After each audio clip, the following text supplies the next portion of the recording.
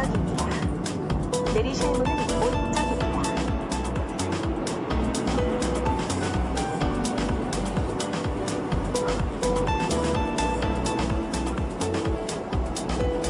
La Corée du Sud, c'est le pays le plus connecté au monde. Dans la rue ou ici dans le métro, les gens sont connectés à Internet en permanence.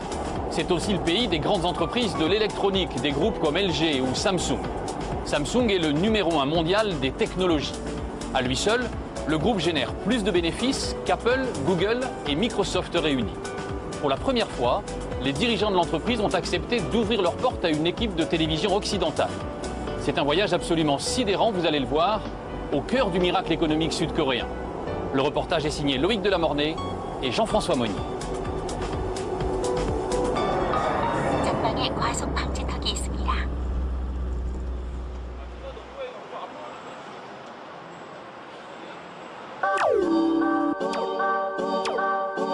Il était une fois Madame Lee, ménagère coréenne. Comme chaque matin, elle posait cette question: miroir, mon beau miroir, suis-je toujours aussi belle? Et grâce au capteur laser installé au plafond, son miroir lui répondait. Je recherche vos paramètres santé. Masse graisseuse, 11,5%. Pulsation cardiaque, 90. Température, 36 degrés 9.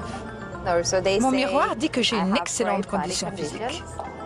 Madame Lee doit ensuite préparer le déjeuner et se heurte à une autre interrogation: que manger aujourd'hui? Je présente cette assiette et l'ordinateur reconnaît quel type de viande c'est et me propose une recette. Ce midi, Madame Lee mangera donc du barbecue de porc avec des patates. Problème, l'ordinateur du réfrigérateur indique qu'il ne reste plus assez de pommes de terre dans le bac à légumes. La mère de famille commande immédiatement un nouveau paquet qui lui sera livré. Elle paie en ligne grâce à un système de reconnaissance faciale. En Corée, le miroir de Blanche-Neige a pris un sacré coup de vieux. Et le futur imaginé par Samsung va encore plus loin que le conte de fées. Le monde de Madame Lee sera peuplé de stylets traducteurs pour décrypter un menu au restaurant à l'étranger. De cartes de crédit intelligentes qui regroupent toutes les cartes de paiement. De pare-brise tactiles qui équipent les voitures. D'écrans souples, faciles à dérouler et incassables. Good job. Ou encore de cet incroyable appareil qui imprime des vidéos sur papier, le Polaroid de demain.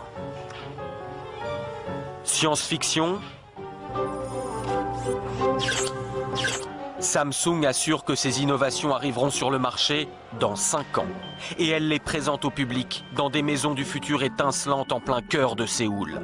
Ces murs cascades d'eau qui sont en réalité de la vidéo et où s'incruste votre télévision existent déjà. La marque a les moyens de ses ambitions et fait la fierté de toute une nation. Avec Samsung, demain sera coréen. C'est depuis l'enfance que tous les Coréens, mais absolument tous, savent que Samsung est la meilleure entreprise du pays. Pourquoi est-ce que tout le monde rêve d'y entrer? Parce que Samsung est parti de rien, dans un tout petit pays qui est la Corée. Et c'est devenu depuis la première entreprise high-tech du monde. Tous les gens voient dans Samsung le miracle économique coréen. Il a fallu presque 6 mois de négociations pour prendre la direction de Suwon, à 1 heure de route de la capitale. Soudain, surgit un long mur, une enceinte qui court sur des kilomètres et protège une ville dans la ville. Bienvenue à Digital City.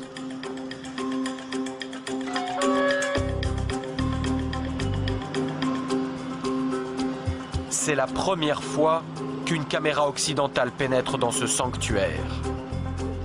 Voici l'une des 8 villes Samsung du pays. Celle-ci est consacrée à l'électronique. Avec ses 30 000 employés, elle a la taille et la population d'une ville française de province comme Auxerre. Avec ses banques, son hôpital et sa clinique dentaire. Avec ses stades, ses bars et ses restaurants. Pour fouler ses trottoirs, il faut être un membre de la famille Samsung. Et cette famille a beau compter 250 000 employés dans le monde, elle n'a qu'un seul esprit de corps. C'est ce qu'a découvert un jeune franco-belge tout juste recruté qui s'est fondu dans le moule coréen. Vous parlez coréen? Ah oui, bien sûr. Ah oui? Depuis quand? Je suis en Corée depuis 2 ans. Là. On entre dans l'entreprise comme on entre en religion. Le jeune novice a expérimenté la méthode Samsung juste après l'embauche. Pendant 3 semaines, en fait, on va dans un centre d'entraînement fermé, c'est-à-dire qu'on ne peut pas sortir, en fait. Donc week-end, jours fériés compris, on reste là. C'est assez chargé, les cours commencent à 7h30 du matin jusqu'à 9h du soir, plus des travaux de groupe le soir, la nuit, ce qui fait que sur 3 semaines, on dort en moyenne 3-4 heures par nuit. Mais après ces efforts, voici la récompense suprême. Les 5000 jeunes embauchés chaque année se retrouvent pour une gigantesque cérémonie d'intronisation. C'est l'exaltation du collectif et l'adoubement final de l'entreprise sous le slogan géant « Fiers d'être des Samsung ».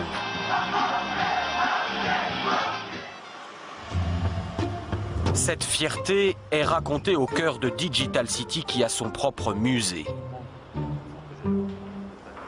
Les Digitaliens, comme ils s'appellent, vouent un véritable culte au fondateur de Samsung, Byung-Chul Lee. Il a créé en 1938 une petite épicerie de riz et sucre qu'il appelle Samsung, qui signifie 3 étoiles en coréen. 3 étoiles pour 3 valeurs fondatrices. Devenir grand, devenir fort, durer éternellement. Et les efforts paient. Samsung fait entrer les Coréens dans l'ère de la consommation. Ces publicités sont des promesses de foi. Samsung va conquérir le monde avec ses produits bon marché. Mais ce n'était pas encore assez pour satisfaire l'ambition de ses dirigeants à la poigne de fer. En 1995, notre président offrit des téléphones portables à ses amis et à sa famille. Mais certains d'entre eux avaient des petits défauts. Le président décida alors de brûler toute la production de 150 000 téléphones devant les employés. Toutes leurs heures de travail sont parties en fumée, les ouvriers pleuraient. Mais le président voulait nous donner un électrochoc. Et depuis, nous faisons de la qualité. Sa force de frappe, Samsung la doit à son armée de 40 000 chercheurs maison. C'est 3 fois plus de scientifiques que tout le CNRS français. Derrière ces façades se cachent des centres de recherche parmi les plus secrets du monde. Inimaginable que notre caméra y pénètre, les enjeux industriels se chiffrent en dizaines de milliards d'euros. Pas question que nous filmions un schéma qui pourrait être décortiqué par un concurrent. Nous n'aurons d'autre aperçu que ces quelques images fournies au compte-gouttes par l'entreprise. C'est la raison pour laquelle, s'il est difficile d'entrer à Digital City, il est encore plus dur d'en sortir. Le soir, chaque voiture est minutieusement fouillée. Et en quittant les bureaux, tous les employés passent une véritable douane. La peur des espions industriels, une vraie paranoïa. Aucun salarié ne peut sortir avec son ordinateur ou tout autre appareil électronique. Tout doit être laissé au bureau. De toute façon, il n'est pas facile de quitter la famille Samsung. Après le travail, beaucoup d'employés rempilent et restent à Digital City dans l'une des nombreuses associations de l'entreprise, comme ce cours de cuisine chinoise. 넣어서 온도를 맞춘다는데 뻥 같고요. 하도 몇십 년간 튀김을 해가지고 C'est vrai que je pourrais rentrer à la maison et voir un peu plus ma famille. Mais là, ça me permet de rester un peu plus longtemps avec mes collègues. Du matin jusqu'au soir, ces salariés motivés ne se voient pas vivre loin de la sphère de l'entreprise. Je travaille de 9h à 18h. Après, je fais des activités comme ce cours de cuisine. Puis je retourne travailler un peu à mon bureau jusqu'à 21h environ. Après, je rentre chez moi, je retrouve ma femme et mes enfants. Et une fois qu'ils sont couchés, je retravaille pour mon autre association Samsung, un club de construction de robots, jusqu'à 2h du matin. Est-il concevable d'échapper à l'emprise de l'entreprise ? Car quand on travaille et se divertit chez Samsung, il est tout naturel qu'on habite chez Samsung. Voici un complexe Raimian. Un acronyme qui signifie futur, beauté, confort. Ces luxueux lotissements Samsung sont disséminés partout dans le pays. Ils sont ouverts aux salariés du groupe et à tous ceux qui ont les moyens. Les résidents sont choyés, déplacements en véhicules électriques, services à profusion, les enfants ont même leurs propres écoles, construites par Samsung bien sûr. Seul entorse au contrôle de la marque, les professeurs dépendent tout de même de l'éducation nationale.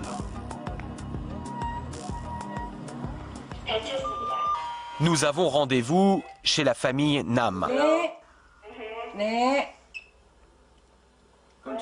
Ce couple de cadres avec 2 enfants a acheté ce 120 mètres carrés 700 000 €. Tout l'appartement est équipé en domotique et la technologie est telle que parfois les parents doivent appeler leur fils à la rescousse. Vas-y, Johnny, toi qui connais bien l'écran du frigo.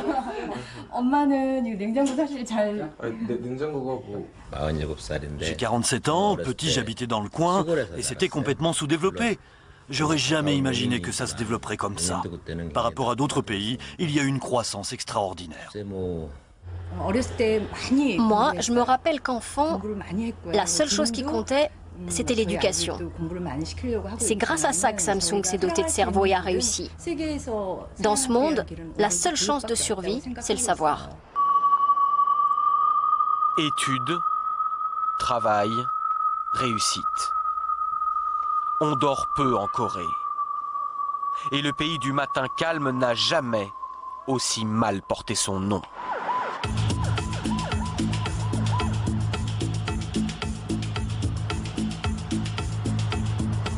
Une nouvelle journée reprend. Séoul s'éveille, vrombissante. Les Coréens travaillent 40% de plus que les Français. Et dans ce Manhattan asiatique, d'autres membres de la famille Samsung sont déjà au travail autour d'un emploi du temps en 4 lettres, SADI, l'université de design de Samsung. Le groupe a créé cette école pour trouver de nouveaux talents et doper sa créativité. Les nuits blanches passées sur les projets sont nombreuses, la sélection est rude, seule la moitié des étudiants décrocheront le diplôme. Les profs sont souvent occidentaux. Est-ce que vous voyez du volume dans cet objet? Vous voyez? Tous les étudiants ne feront pas forcément carrière chez Samsung. Mais cette école a fait des émules dans tout le pays qui forment à présent près de 30 000 jeunes designers par an. De plus en plus, les étudiants coréens sont récompensés dans les grands prix internationaux de design. On a en Corée des géants comme Samsung pour l'électronique ou LG pour l'électroménager qui créent tellement de produits que c'est pour nous un terrain de jeu extraordinaire. Et je suis fier de participer à cette nouvelle vague de designers coréens. L'université ouvre ses portes, mais les laboratoires nichés au sommet du quartier général de Samsung, beaucoup moins. Voici les tâches des designers. Là encore, interdiction de les filmer et panique de nos accompagnateurs, même si les vitres sont opaques. Car le design est devenu un enjeu stratégique majeur. Et tous les cadres dirigeants se rappellent ce jour de la fin des années 90 où le redoutable président, toujours lui, leur a asséné un second choc de culture. Le président nous a dit « Changez tout, sauf votre femme et vos enfants ». Il fallait se débarrasser de tout ce qui avait été acquis auparavant. C'est là qu'il a lancé la révolution du design dans l'entreprise. Le vice-président est fier de présenter son dernier bijou. On voulait quelque chose de chic, de brillant, de classe. Pas un mot sur la ressemblance frappante entre le dernier né de la gamme Samsung et la tablette d'un célèbre concurrent. Prononcer le mot Apple n'est pas politiquement correct chez Samsung. Mais pour Philippe Lee, président de la Chambre de commerce franco-coréenne, l'important n'est pas que le coréen ait plus ou moins copié l'américain.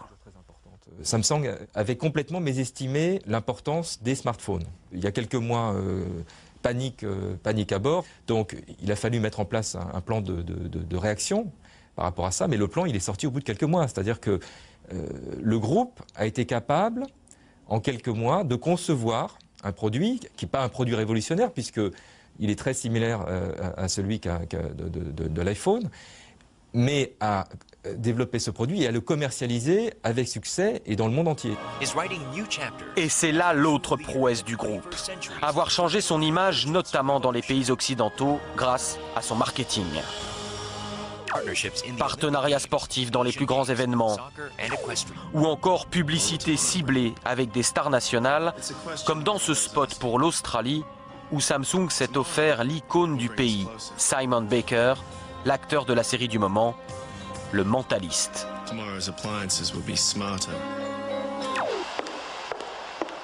Celle qui remplit vos écrans publicitaires et joue avec vos désirs de consommation, c'est elle, la vice-présidente Young-hee, grande prêtresse du marketing. Passée par New York, Londres et Paris, ancienne de L'Oréal, elle vient de lancer la dernière étape de son plan. Jusqu'ici, on adaptait notre stratégie publicitaire en fonction des pays. Un acteur australien pour l'Australie, etc. Mais c'est fini. Désormais, on va unifier la communication. Tous nos produits auront le même style, les mêmes noms, les mêmes visages. Car ce sont des produits universels. Samsung est devenue une marque monde. Une marque monde qui attire désormais les talents étrangers. Mathieu, apothicaire, est né en France. Il est belge. Il a fait ses études à Cambridge et est diplômé du prestigieux MIT de Boston. Le monde s'offrait à lui, il a choisi la Corée, au grand étonnement de ses amis. Au début, il s'interroge un peu sur pourquoi est-ce que je voudrais partir en Corée alors que je pourrais trouver un emploi à New York ou un emploi à Paris ou à Los Angeles. Et après environ 2 minutes et demie de discussion, ils se rendent compte très vite que c'est une opportunité énorme. Samsung prise ses profils occidentaux. Mathieu, apothicaire, fait partie d'un service spécial, les consultants internes. Sa mission est d'aller régler les problèmes dans toutes les branches du groupe avec son regard neuf d'Européen, ce qui ne l'empêche pas d'être bluffé par son pays d'accueil.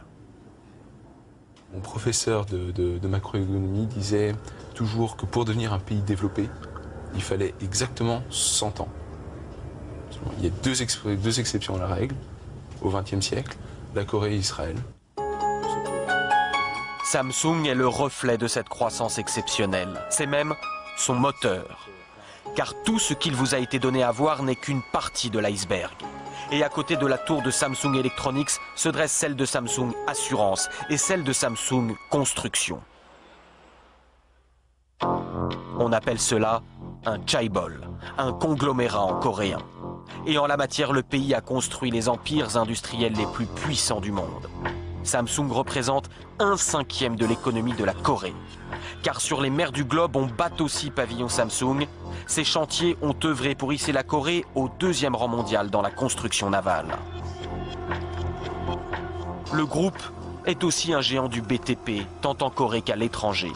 La plus haute tour du monde, à Dubaï, est une tour Samsung. Elle affiche, sur 800 mètres de haut, la suprématie du groupe. Scientifique de pointe et BTP, il n'en fallait pas plus pour que Samsung s'intéresse à l'atome.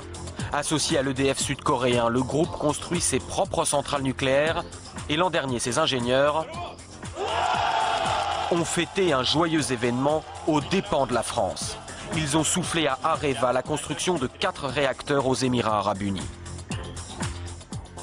Je pense qu'en France, on ne se rend pas compte de la vitesse d'évolution, du fait qu'effectivement la Corée c'est devenu un pays concurrent de la France, ou en tout cas au même niveau, ou quasiment au même niveau que la France dans beaucoup de domaines. Gare de Séoul. Ce train vous semble familier, normal c'est le TGV que les Coréens ont acheté à la France en 1994. Il ne leur a pas fallu 15 ans pour construire le leur. Voici le KTX. Il a été conçu par un autre géant coréen, le groupe Hyundai. Et il affronte désormais son grand frère sur les appels d'offres internationaux au Brésil ou en Californie.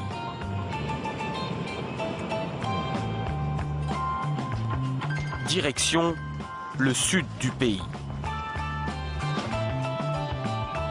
Le voyage de 300 km explique presque tout. Devant ces plaines mornes et sans aucune ressource naturelle, la Corée n'avait pas d'autre choix que de se surpasser en misant tout sur l'exportation. Voici Busan, deuxième ville du pays. Son port et ses dizaines de milliers de voitures Samsung Motors prêtes à l'embarquement. Mais ici, plutôt que combattre le rouleau compresseur coréen, la France a choisi de s'allier avec lui. Samsung Motors a été racheté en grande partie par Renault. Le Français construit ici des voitures pour les 3 marques du groupe: Renault, Samsung Motors et Nissan. Le constructeur dispose même d'un technocentre en Corée, où les prototypes sont conçus et les voitures testées. Après la France et l'Allemagne, la Corée est le 3e marché de Renault. Et désormais, quand la marque aux losanges lance une nouvelle berline, elle ne l'inaugure plus dans son pays natal, mais ici, en Corée. Notre voiture la plus vendue, c'est ce qu'on appelle la SM5. Qui sera commercialisée prochainement sous le nom de Latitude en Europe. Autrefois, on aurait pu dire je conçois la voiture pour les marchés européens, puis après je vois si je peux la vendre dans les autres marchés. Maintenant, on est dans une autre démarche. Quand les volumes sont presque plus importants hors d'Europe qu'en Europe, il faut concevoir la voiture d'abord pour ces marchés-là. Toute la Corée est donc occupée par Samsung. Toute, non. Une petite marque résiste encore et toujours à l'Empire. Et à Séoul, Astérix s'appelle Apple. Plus exactement Frisbee, car la marque à la pomme n'a pas encore suffisamment de poids pour ouvrir ses fameux magasins Apple Store. Ce n'est pas évident pour nous. Les gens ne connaissent pas encore bien la marque. C'est difficile de s'attaquer au marché coréen, mais la curiosité commence à payer. L'État coréen ne fait pas de cadeaux à l'Américain. Pour des problèmes de service après-vente, l'un des hauts dirigeants d'Apple a été convoqué pour s'expliquer devant l'Assemblée nationale. Et même si Apple remporte un succès, ce sera quand même une victoire Samsung. Le Coréen est le numéro 1 mondial des semi-conducteurs et sous la coque des iPhones, les composants, et oui, sont des puces Samsung. C'est David contre Goliath. En face, Samsung étale ses Delight Center et autres showrooms ultra-modernes. Sur les écrans des ordinateurs peu de Google, le célèbre moteur de recherche n'occupe que 5% du marché coréen. Ici, on navigue sur Naver ou Dome, considéré comme plus performant.